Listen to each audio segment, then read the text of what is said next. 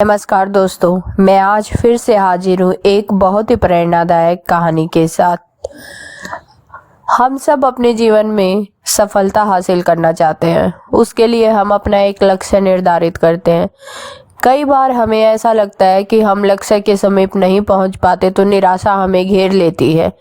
हम निराश होकर बैठ जाते हैं, हार कर बैठ जाते हैं, हमारा मन किसी भी काम में नहीं। तो वहीं एक ऐसा ही वाक्य महात्मा बुद्ध की जिंदगी में घटित हुआ था। जब वो आत्मज्ञान को प्राप्त करने के मार्ग की ओर निकल चुके थे और जब उन्हें कई प्रयासों के बाद भी सफलता नहीं मिल रही थी तो वो निराश होकर बैठ गए थे। तब कैसे उनकी निराशा को किस चीज ने दूर किया?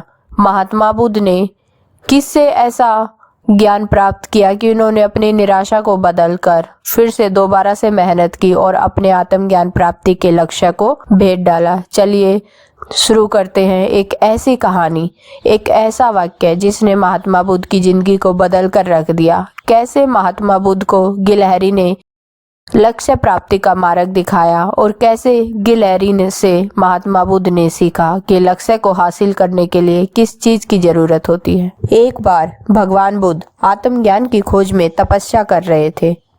उनके मन में अनेक प्रकार के प्रश्न उमड़ रहे थे। उन्हें प्रश्नों का उत्तर चाहिए था, लेकिन अनेक प्रयासों के बाद भी उन्हें सफलता नहीं मिली। वे आत्मज्ञान की प्राप्ति के लिए कठोर तपस्या करने लगे, अनेकों कष्ट सहन किए, कई स्थानों की यात्राएं की, परंतु जो समाधान उन्हें चाहिए था वह उन्हें मिला ही नहीं। एक दिन उनके मन में कुछ निराशा का संचार हुआ। सोचने लगे, धन, माया, मोह और संसार की सारी वस्तुओं का त्याग कर दिया है, फिर भी मुझे आत्मज्ञान की प्राप्ति नहीं हुई। क्या मैं कभी आत्मज्ञान प्राप्त कर सकूंगा? मुझे आगे क्या करना चाहिए? इसी प्रकार के अनेकों प्रश्न महात्मा बुद्ध के मन में उठ रहे थे। तपस्या में सफलता की कोई किरण दिखाई नहीं दे रही थी और इधर बुद्ध ने प्रयासों में भी कोई कमी नहीं छोड़ी थी। वे उदास मन से अपने इन्हीं प्रश्नों का मंथन कर रहे थे। इस सारी प्रक्रिया के दौरान उन्हें प्यास लगी। वे अपने आसन से उठे और जल पीने के लिए तालाब के पास चले गए। वहां उन्होंने एक अद्भुत नजारा देखा। एक गिलहरी मुंह में कोई फल लिए तालाब के पास आई।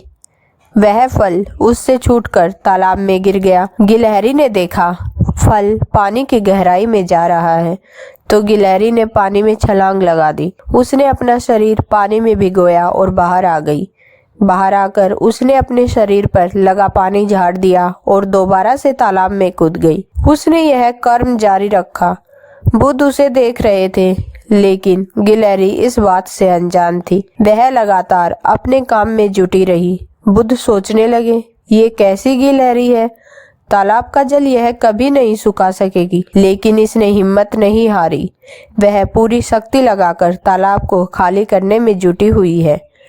अचानक बुद्ध के मन में एक विचार का उदय हुआ। यह तो गिलहरी है, फिर भी अपने लक्ष्य को प्राप्त करने में जुटी है, परंतु मैं तो मनुष्य हूँ। आत्मज्ञान प्राप्त नहीं हुआ तो मन में निराशा के भाव आने लगे। मैं दोबारा से तपस्या में जुट जाऊंगा।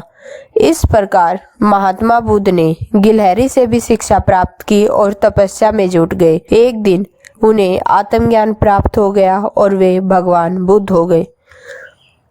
तो दोस्तों, महात्मा बुद्ध की यही सीख हमें अपने जीवन में भी धारण करनी चाहिए कि हम मनुष्य हैं। हमारे मन में निराशा के भाव आने लगते हैं जब हमको असफलता पे असफलता मिलती है, हमें अपना लक्ष्य प्राप्त नहीं होता, तो हमें निराश होकर घबराकर बैठ जाना नहीं चाहिए।